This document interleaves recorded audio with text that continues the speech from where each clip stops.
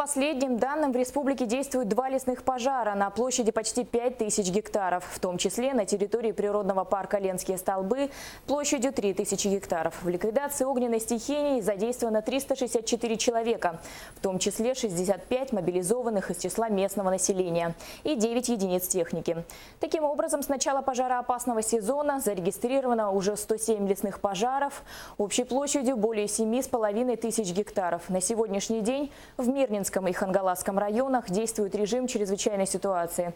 Особый противопожарный режим действует на всей территории региона. Могу сказать, что он достаточно эффективен. За весь свой период работы здесь, порядка 10 дней, он позволил нам предотвратить верховой пожар, глобальное увеличение площадей и сдержать пожар в тех рамках, в которых вы сами видели, он в данный момент находится. И мы надеемся, что в ближайшее время мы его локализуем.